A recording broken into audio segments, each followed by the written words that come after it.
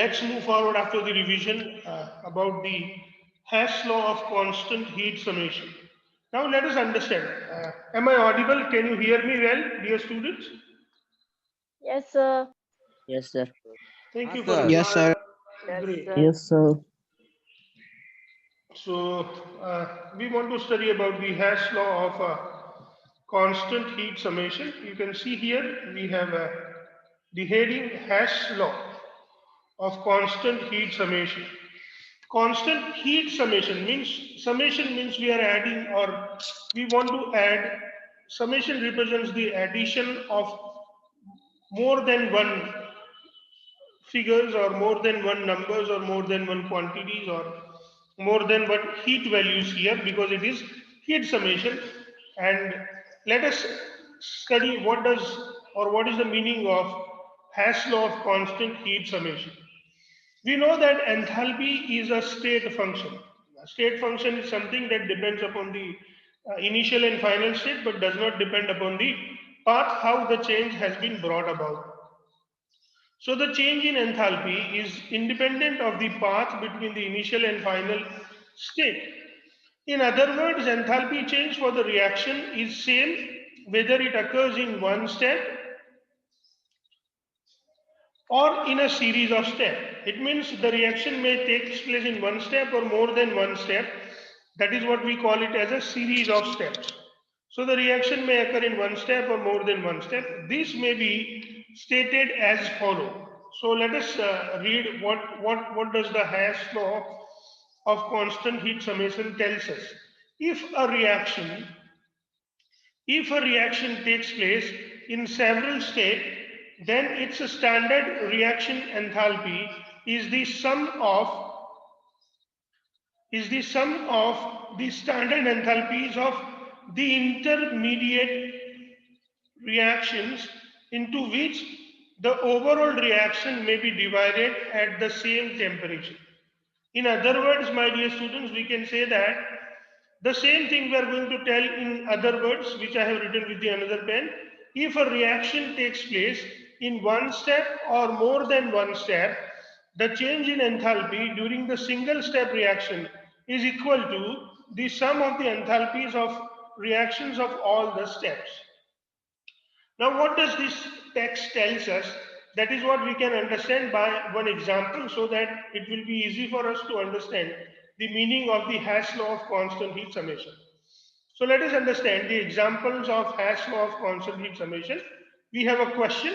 Let us read the question. What does the question says? Calculate the enthalpy change for the reaction. We want to calculate the enthalpy change for the reaction, for a given reaction. Let us see what is the reaction. See, graphite in solid state reacts with the oxygen, this is the combustion reaction, to produce carbon monoxide gas. And for this reaction, we need to find out the enthalpy change, that is the enthalpy of the reaction in the standard state. Although carbon monoxide is the major product, some carbon dioxide gas is always produced in this reaction. Therefore, we cannot measure the enthalpy for the above reaction directly. And that is why we have to use the Hess law of constant heat summation. The important thing is this, that we cannot get only carbon monoxide. Definitely there will be some carbon dioxide produced in these reactions. So if we want to practically measure the enthalpy change, we would not be able to measure it perfectly with uh, all precaution because there will be carbon dioxide produced and we will always have the wrong value, and that is why using the Hess law of constant heat summation we will have to find out what is the enthalpy change for this particular reaction only. So however, if we can find some other reaction involving the related species, it is possible to calculate the enthalpy change for the above reaction. Let us consider the following reaction. Please pay attention to these two reactions. In first reaction, what happens?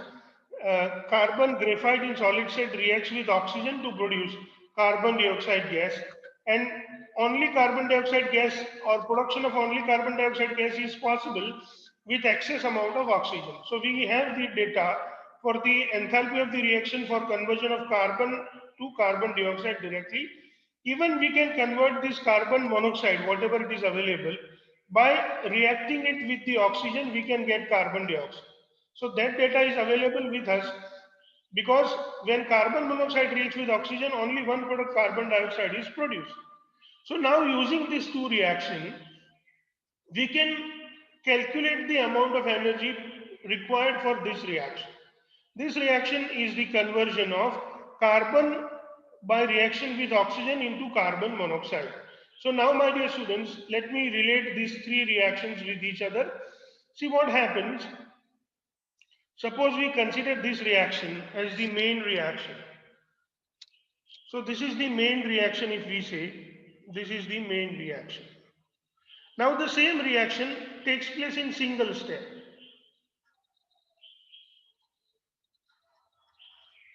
But the same reaction can be done in two steps. Like first what we do, first what we do, we take carbon. What reaction do we need? Is this, that we need first carbon that reacts with 1 by 2 O2 to give CO. And there is some delta RH for this reaction. Let us say this is X. Now what happens, this carbon monoxide is again converted to carbon dioxide by these reactions. So for this main reaction, there are two steps. First step is this and second step is this. This is step 1 and this is step 2. So this is how the main reaction takes place in two steps. Now what we can say that if this is Z and this is Y, what I'm talking about, these values. So what we can say that according to constant heat of summation of Hess law, Z is equal to X plus Y. That means what is the value of Z? Minus 393.5 is equal to X plus minus 283.0. That is what we can easily understand. And therefore, my dear students, we can write that X is equal to minus 393.5 plus 283, and that is what we get the value for X. That is our the question. So this is how, my dear students, but what we need to do is, here if we write CO2 gas gives us 1 by 2 O2 and CO. For that if we write, so even this is one of the way to calculate this.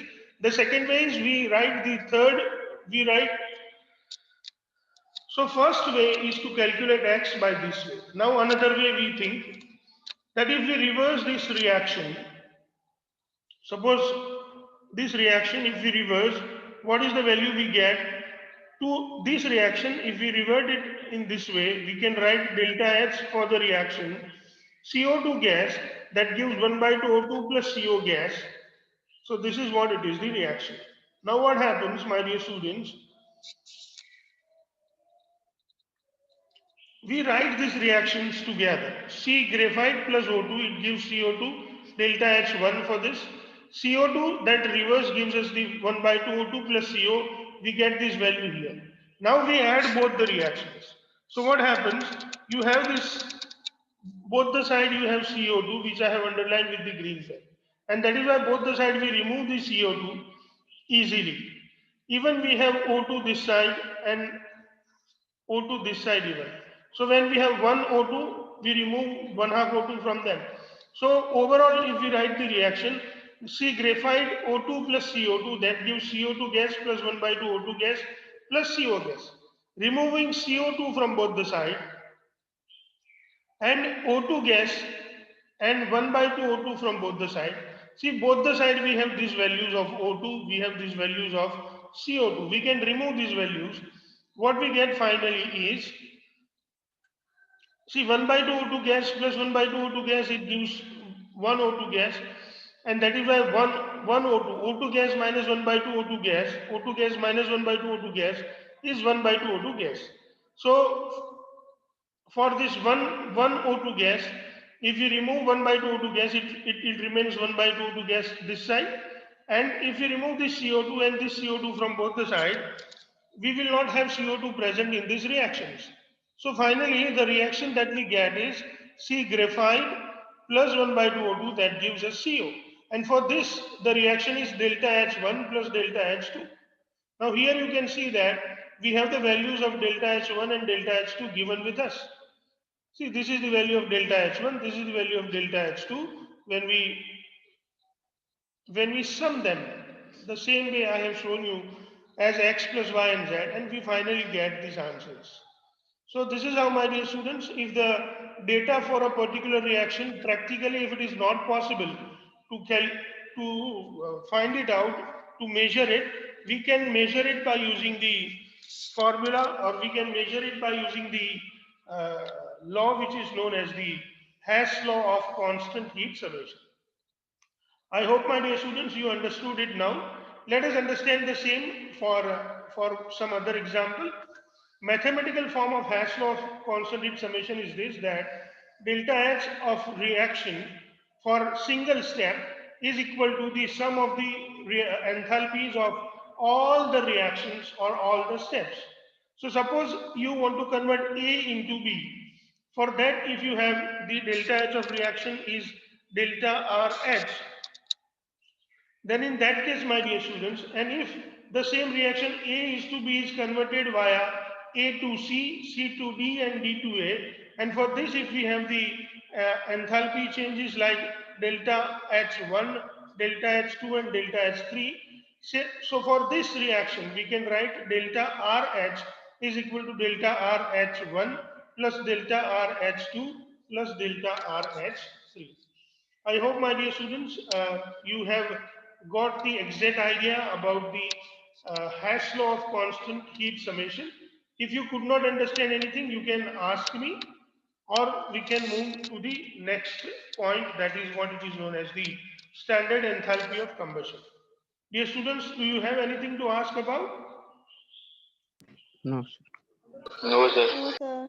Thank you. no, So sir. using this, you can solve the exercise and the other problems. Uh, it's very easy. We are also going to solve one more problem regarding this if needed. Let's move forward and understand standard enthalpy of combustion. You know, my dear students, combustion is the combining of any element or compound with oxygen. So reaction with oxygen is simply known as combustion, and during combustion heat is generally produced. Sometimes light also is produced, and if there is an organic compound, it is necessary that carbon dioxide gas and water vapor should also be produced during the combustion. Combustion reactions are exothermic in nature. That means the heat is released. The standard enthalpy of combustion is the enthalpy change per mole of a substance when it undergoes the combustion, and during combustion all the reactants and products are in the standard state at specified temperature. So this is how we define the standard enthalpy of combustion. Once again, standard enthalpy of combustion is the enthalpy change per mole of a substance when it undergoes combustion, and during combustion all the reactants and products are in the standard state at specified temperature. The standard enthalpy of combustion is denoted by the symbol. This is the symbol for the standard enthalpy of combustion. It is denoted by delta CH bar. So this is how we generally denote the standard enthalpy of combustion. Cooking gas in a cylinder contain mostly butane. Butane is C4H10. CnH2n plus 2, it is an alkane. So butane, when it is during the complete combustion of 1 mole of butane, 256 kilojoule of heat is released. So when we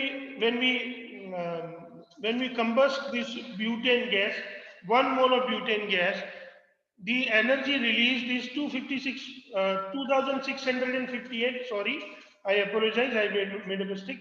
It is 2658 kilojoule per mole heat is released.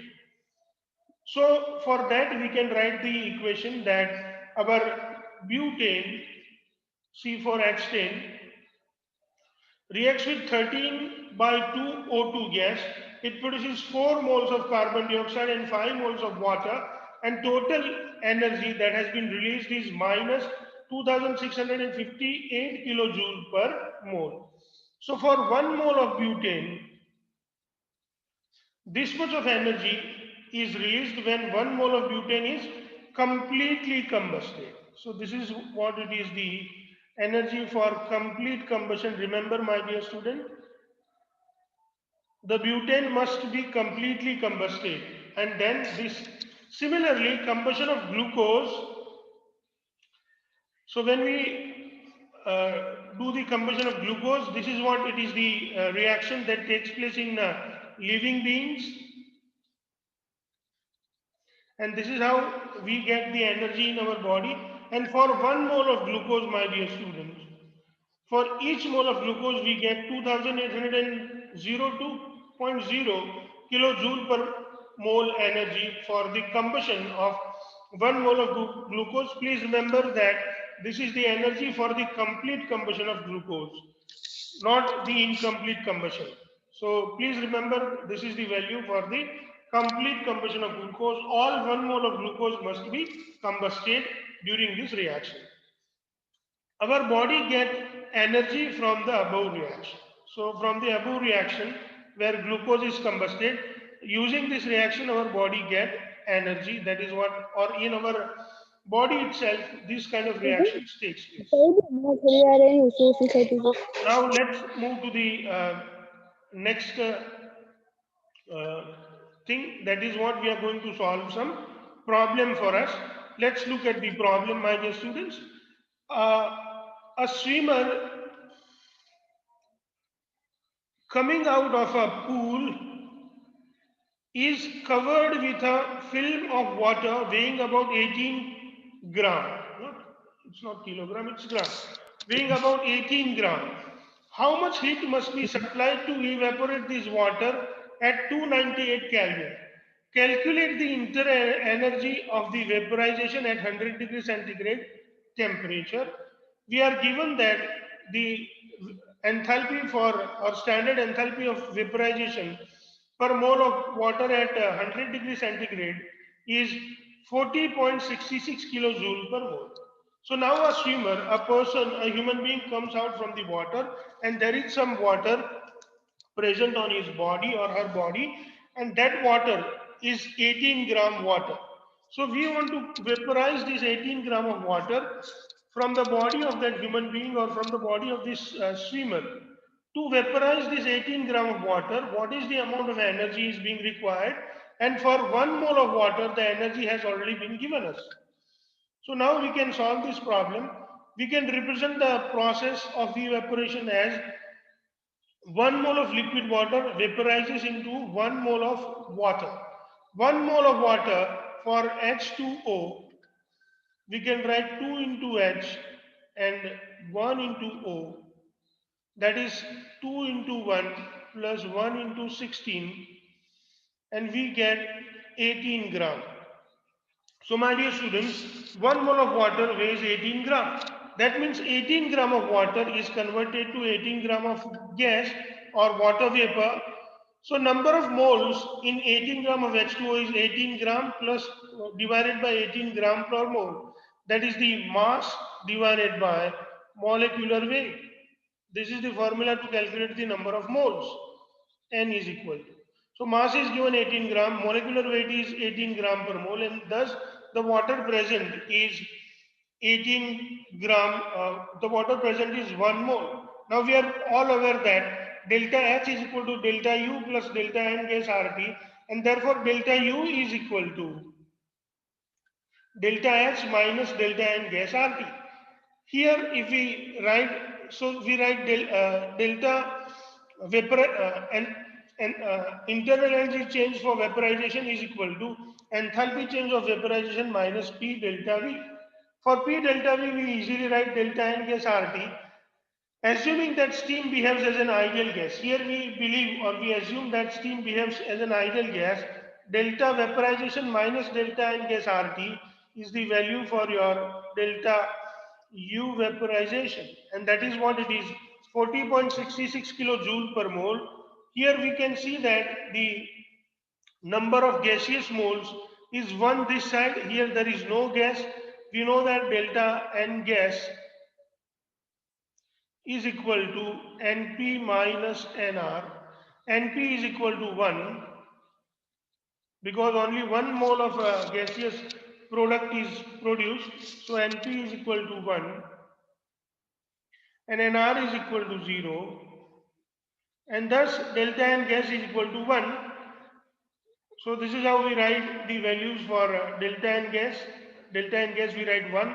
The value for R is 8.314, but this value is in kilojoule per mole. So we need to divide this Kelvin into joule, because 8.314 is the joule value or value in joule. To convert it into kilojoule, we divide it with 1000, and 373 Kelvin is the temperature. This is the value for temperature. So after doing this multiplication, we get the answer 3.10 for delta N gas RT, which we remove from 40.66 kilojoule per mole, and finally we get this answer as a and internal energy change for this system is 37.56 kilojoule per mole. So my dear students, if the value of enthalpy delta H is given, you can easily calculate the value of internal energy by using these formulas very easily. Please learn this. Next question, if you have any doubt, you can ask. Let's move to the next question. Okay, no doubts. The combustion of 1 mole of benzene takes place at 298 Kelvin. Here we are going to study about the combustion energy most probably. After combustion, CO2 gas and H2O liquid are produced and 3267.0 kilojoule of the heat is liberated. Calculate the standard enthalpy of formation of benzene, standard enthalpy of formation of carbon dioxide and water. So we need to calculate the enthalpy, standard enthalpy of formation of benzene.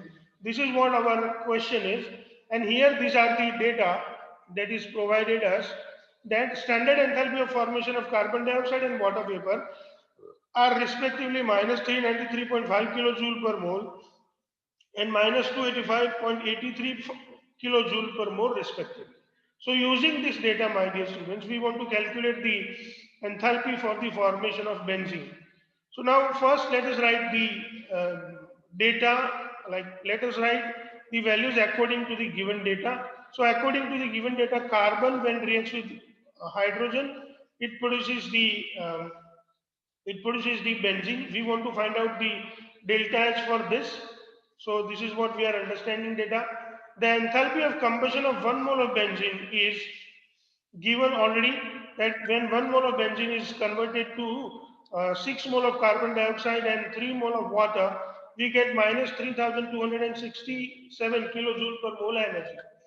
The enthalpy of formation of 1 mole of water is, we know that this is water is produced in its elemental condition in its ideal state, and for that this value delta H of formation of water is minus 285.83 kilojoule per mole, which is given.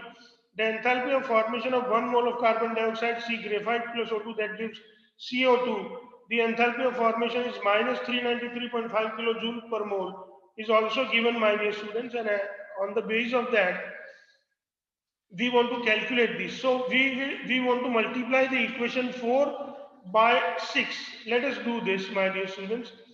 We want to multiply this equation 4. We want to multiply the equation number 4 by 6.